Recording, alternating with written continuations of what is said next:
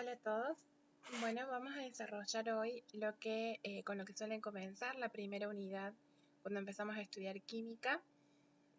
Vamos a definir la química, vamos a definir lo que es materia y energía y luego nos vamos a concentrar en la parte de materia, cuáles son los estados de agregación o estados de la materia y las propiedades de la materia. Cualquier duda, consulta o observación que necesiten hacer sobre este video se pueden comunicar conmigo a través de Instagram en @bcg.clasesonline o por el canal de YouTube también. Muy bien, vamos a comenzar entonces. La química la vamos a definir como la ciencia que estudia la materia.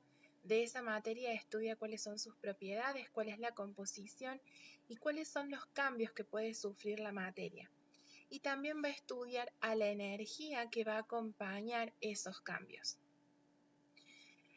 ¿Cómo podemos definir a la energía? La energía la podemos definir como la capacidad de realizar trabajo o de transferir calor. Se entiende que toda materia o toda sustancia tiene concentrada una cierta cantidad de energía y esa energía se va a liberar o va a consumir energía según las reacciones en las que esté sometida esa materia. A la energía la podemos encontrar de diferentes formas, la podemos encontrar en forma mecánica, calorífica, lumínica, radiante, etc. Y en cuanto a la materia, podemos definirla como todo aquello que lo podemos percibir por nuestros sentidos. Esto entre paréntesis, ¿sí? Ya vamos a ver, no es tan así. El concepto que para mí mejor se adapta es que la materia es todo lo que ocupa un lugar en el espacio y tiene una masa, ¿sí? Porque esta parte de arriba es un poco arbitraria, porque por ejemplo la luz la podemos percibir por nuestros sentidos, pero eso no la convierte en materia, ¿sí? Entonces es un poco engañoso. O el calor también lo percibimos por nuestros sentidos y en realidad es energía, no materia. Entonces vamos a definir a la energía como la capacidad de realizar trabajo o transferir calor, y la materia la vamos a definir como todo lo que ocupa un lugar en el espacio y tiene una masa.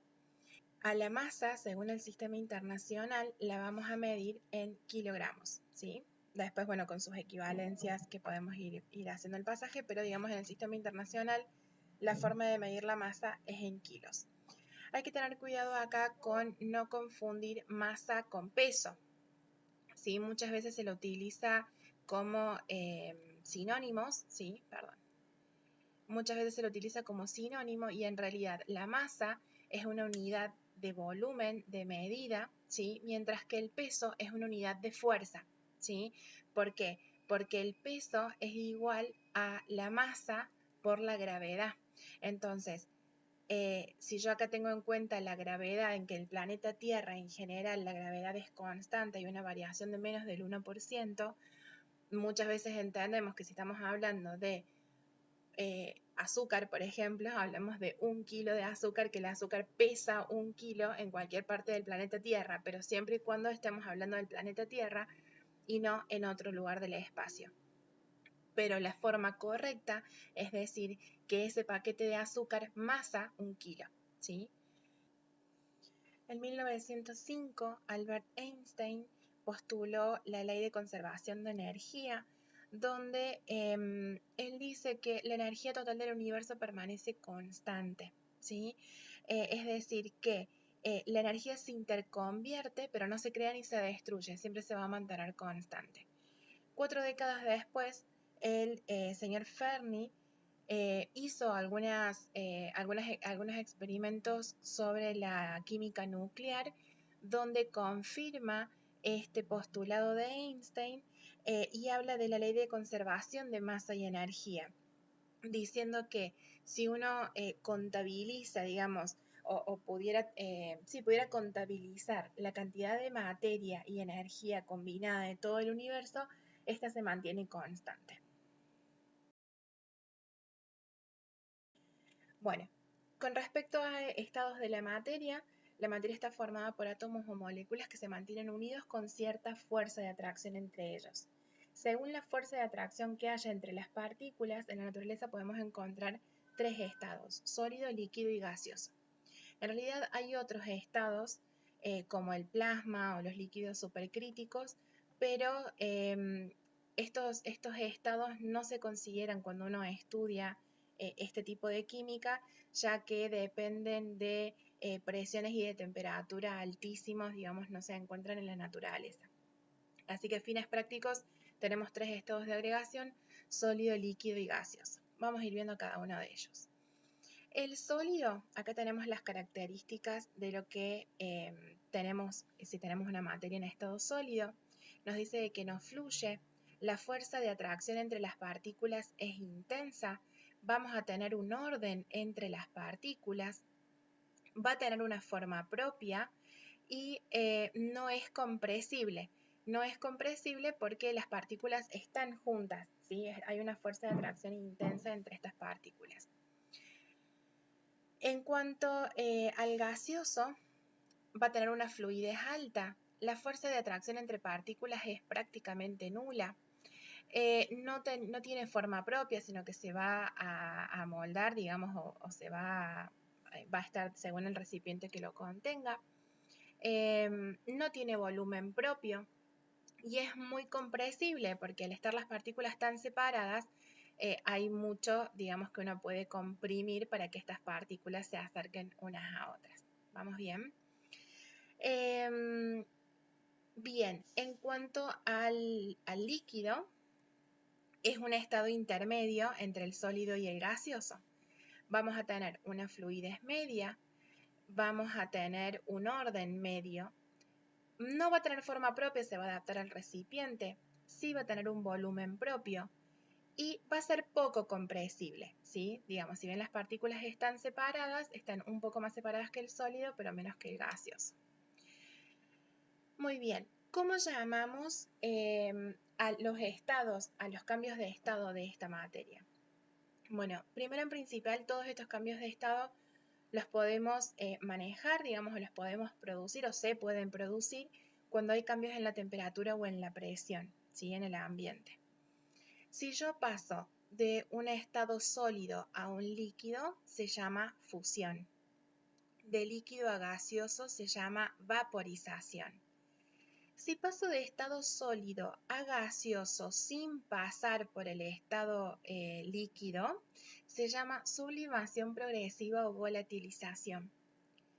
Ahora bien, si paso de estado gaseoso al líquido, se va a llamar licuefacción. De líquido a sólido, solidificación. Y si paso del estado gaseoso al sólido sin pasar por el estado líquido, se va a llamar sublimación progresiva o sublimación inversa o deposición. Bien.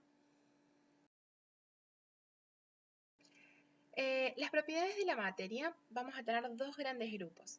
Las propiedades de la materia que dependen de la cantidad de masa que yo tenga de esa materia, que van a ser las propiedades extensivas, van a depender de la cantidad, mientras que las propiedades intensivas van a depender de la identidad de esa materia, no de la cantidad.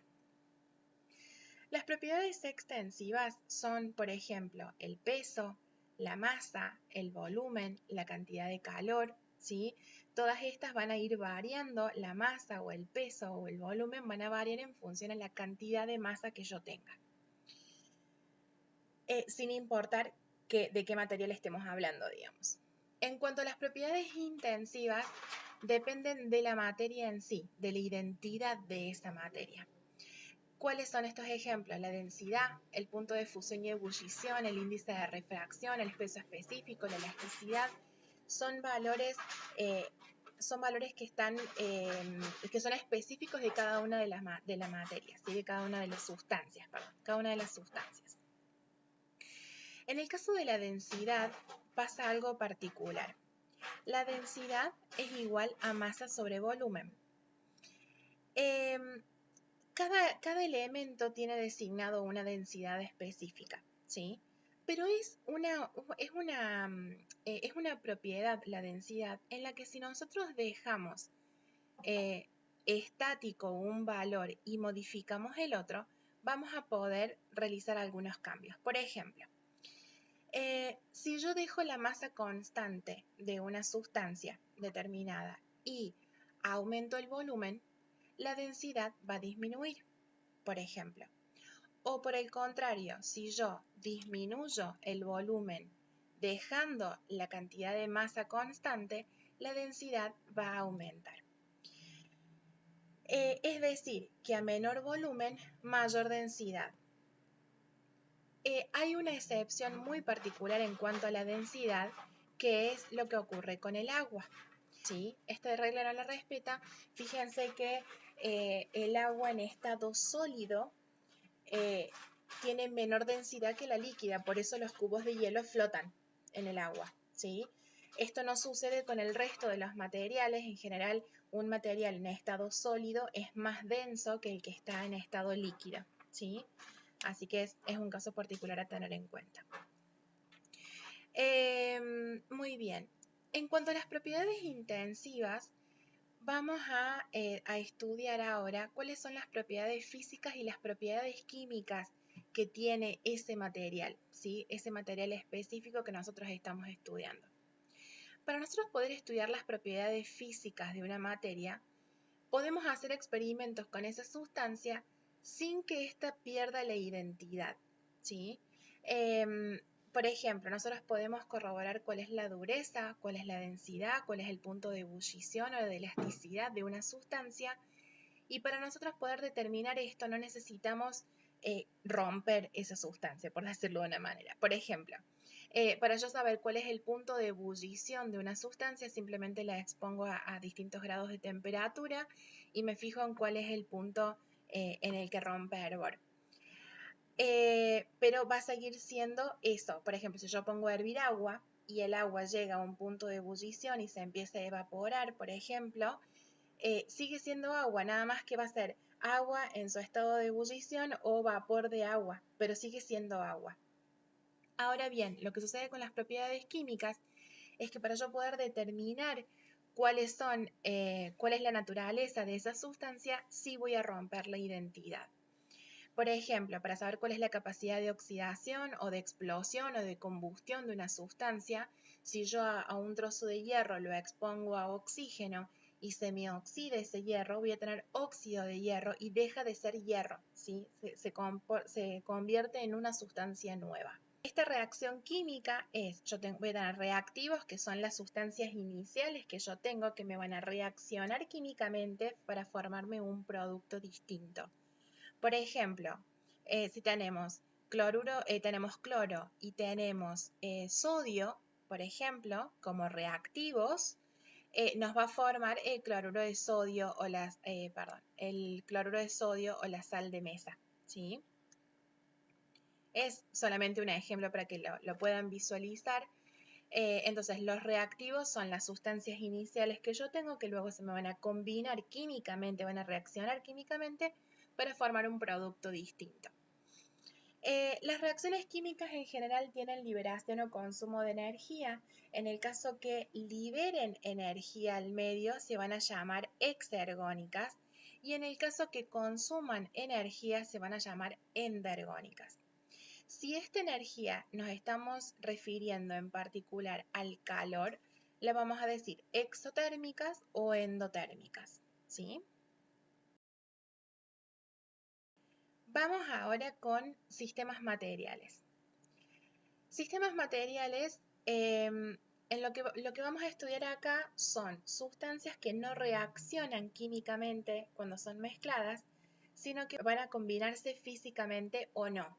Según cómo se comporten estas sustancias cuando están en contacto en el mismo medio, vamos a poder tener sistemas materiales homogéneos o heterogéneos. Ahora lo vamos a ver con ejemplos. Es bastante sencillo y la verdad que es bastante divertido después los ejercicios.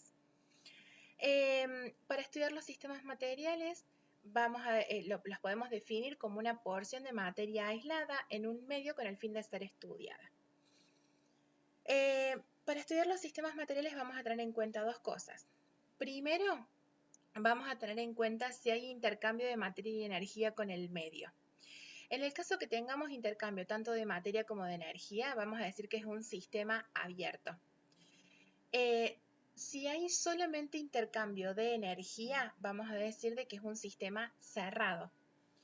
Por ejemplo, ¿no? En el sistema abierto puede ser una olla de agua hirviendo sin tapa, ¿sí? Entonces se me evapora el agua, entonces tengo intercambio de agua y de calor. Es un sistema abierto.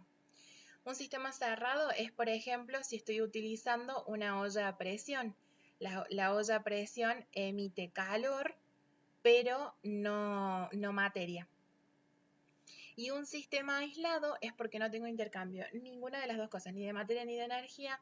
Un ejemplo de esto es un termo, ¿sí? Un termo donde tengo una sustancia caliente adentro y al estar herméticamente cerrado no tenemos intercambio ni de calor ni de energía. Bien.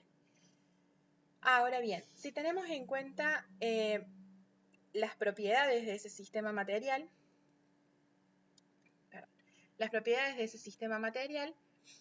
podemos clasificarlo en homogéneo porque tiene una sola fase que la podemos ver a simple vista, microscopio óptico o en ultramicroscopio.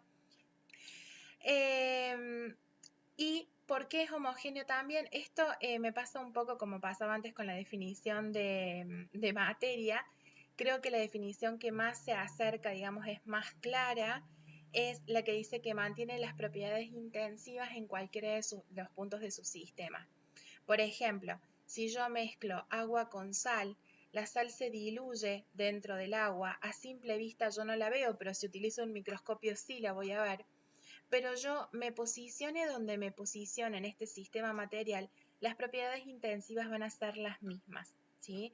Entonces, el agua con sal la vamos a categorizar como un sistema homogéneo, no porque cumpla con la cuestión de los sentidos, que lo podemos ver o no a simple vista o con el microscopio, sino porque mantiene las propiedades intensivas en cualquiera de sus puntos. Así que esta me parece que es la definición más importante en la que nosotros debemos pensar al momento de resolver un ejercicio.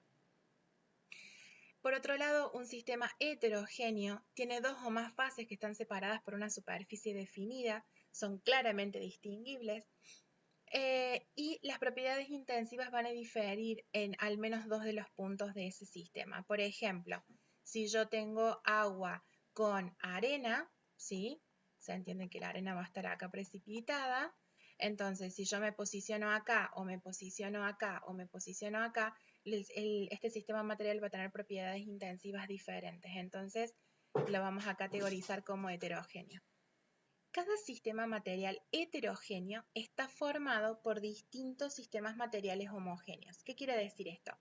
Por ejemplo, si yo tengo agua y aceite, voy a tener acá el agua y acá el aceite.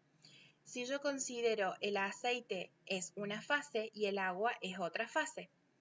Esta única fase es un sistema material homogéneo y esta es otro sistema material homogéneo. Entonces, los sistemas materiales heterogéneos están compuestos, están compuestos por sistemas materiales homogéneos. Así como tenemos esto de que les había comentado antes, de que tenemos una combinación de fases, pero no hay una reacción química entre estos componentes, sino simplemente una asociación física, vamos a tener la posibilidad de separarlos, ¿sí? De poder separar esto que tenemos en un mismo recipiente. La separación de fases la vamos a hacer con, por ejemplo, la tamización. La tamización la vamos a hacer cuando tenemos dos componentes sólidos de distintos tamaños. Entonces ponemos un tamiz y por ese tamiz vamos a hacer pasar todo este sistema material y nos va a quedar los de mayor tamaño sobre el tamiz y los de menor tamaño van a filtrar. La filtración se realiza cuando tenemos un componente sólido y un líquido. Acá tenemos sólido y sólido. Acá tenemos sólido más líquido, en donde por el filtro vamos a hacer pasar el sistema material y nos va a quedar el líquido va a filtrar y el sólido nos va a quedar sobre el filtro. La levigación, vamos a tener también dos sustancias sólidas en las que las vamos a separar porque tienen distinta densidad.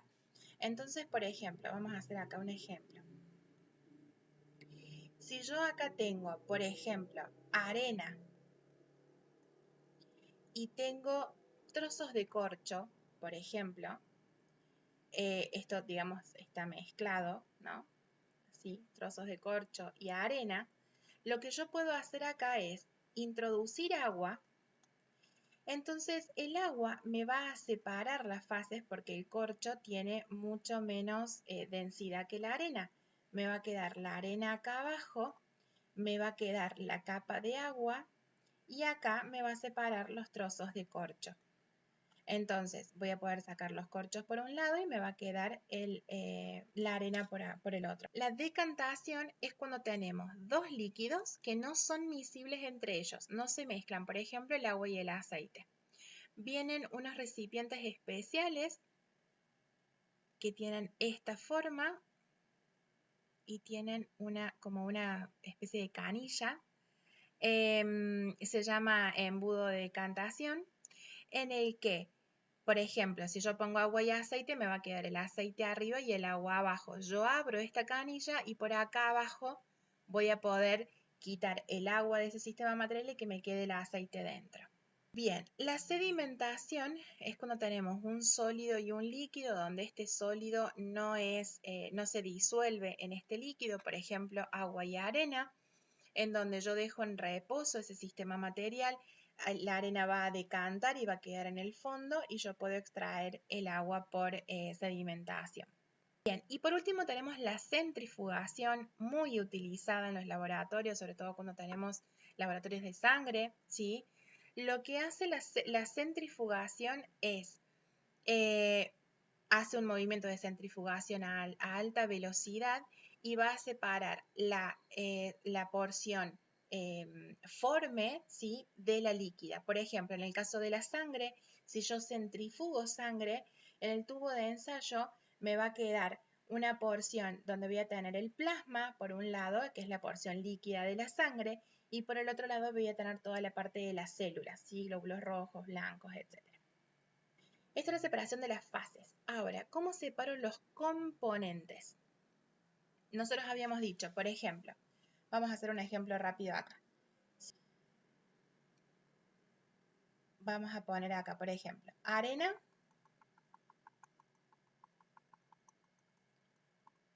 vamos a poner agua, vamos a poner alcohol,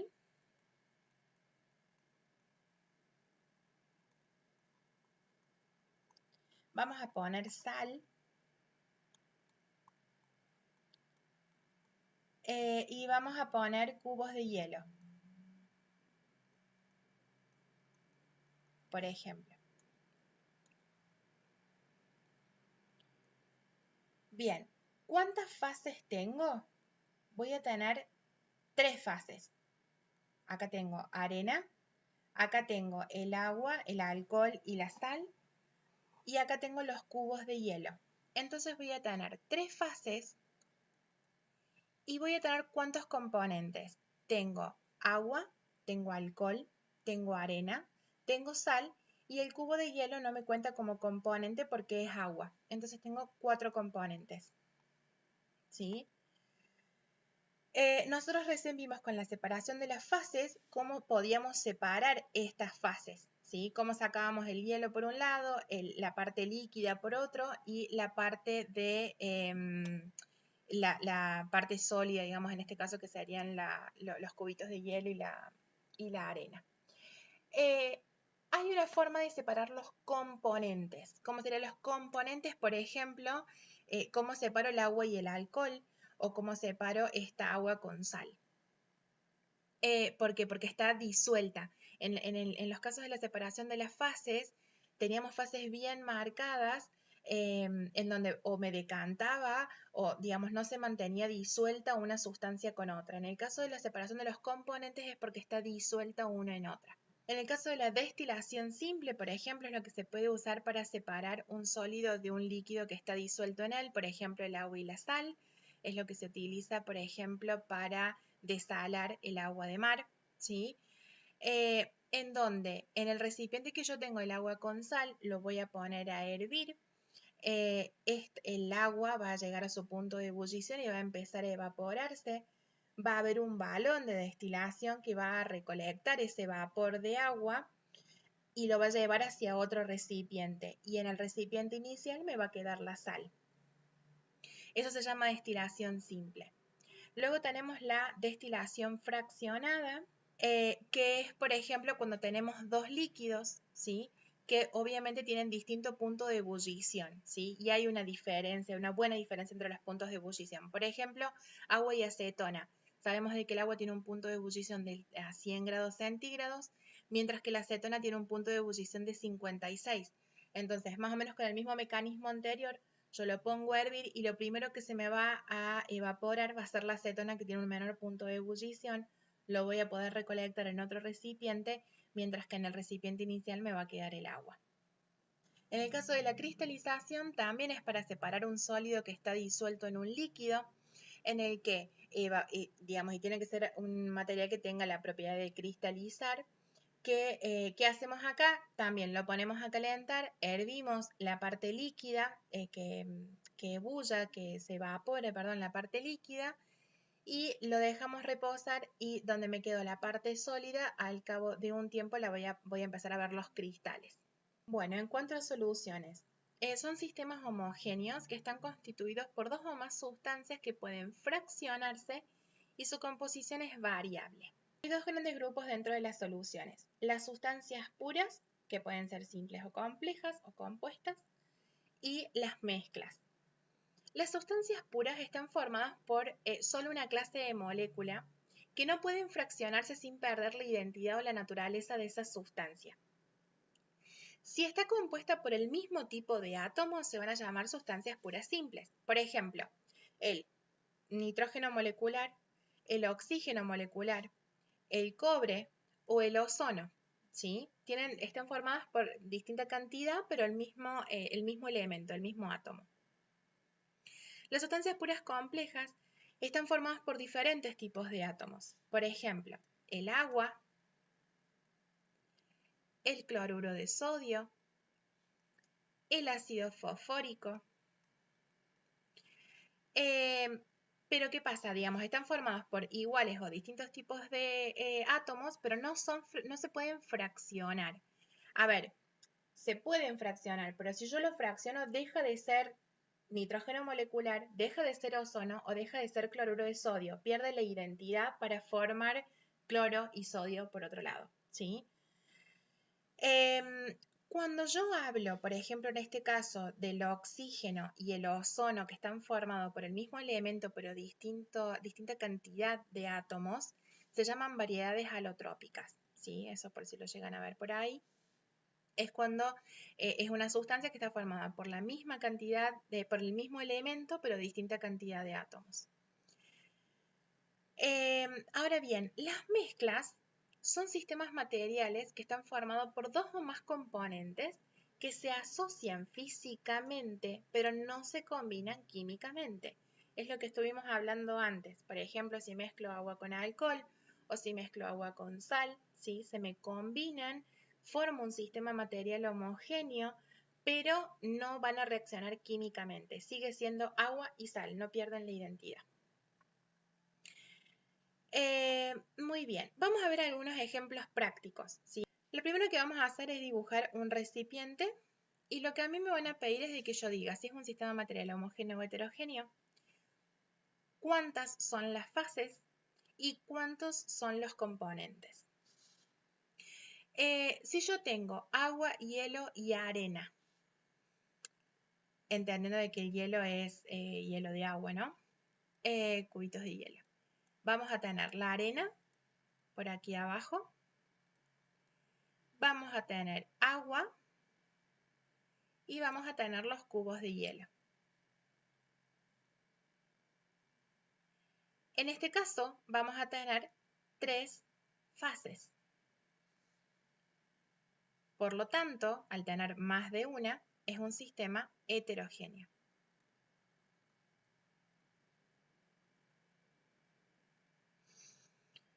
¿Cuántos componentes? Tenemos el agua, el hielo, el agua, la arena, y el hielo es agua, ¿sí? Así que tenemos 2 componentes nada más. Importante eso. Vamos con este otro ejemplo. tenemos arena, tenemos barras de azufre y tenemos polvo de azufre. Yo acá puedo diferenciar dos fases, ¿sí? El polvo de azufre y la arena entiendo que va a estar ahí como mezclado, va a ser difícil de visualizar, entonces voy a poder ver a simple vista dos fases. Tengo más de una, así que es heterogéneo. ¿Y cuántos componentes tengo? Tengo arena, tengo barras de azufre y azufre en polvo también es azufre, por lo tanto componentes son dos. Digamos, en los componentes no importa el estado de esa materia, lo que importa es la naturaleza, ¿sí? ¿Cuántos elementos distintos hay? Sal disuelta en agua, bueno, ya hablamos bastante sobre la sal disuelta en agua, es un coloide, pero se va a considerar como un sistema material homogéneo porque dijimos que íbamos a tener las mismas propiedades intensivas en cualquiera de las partes de este sistema material. Fases vamos a tener uno por ser homogéneo y vamos a tener dos componentes. Y por último, vamos a tener agua, vamos a tener colorante y vamos a tener azúcar disuelta. Y el colorante simplemente le va a dar color a todo esto, pero la fase va a seguir siendo una. Entonces voy a tener una sola fase. Va a ser un sistema homogéneo y los componentes vamos a tener el agua, el colorante y el azúcar disuelta. Por lo tanto vamos a tener tres componentes. Bueno, espero que les haya sido de ayuda este video. Cualquier cosa se comunican conmigo en Instagram @bcg.clasesonline o por el canal de YouTube. Quedo a disposición y bueno, les deseo muchos éxitos en sus exámenes. Gracias.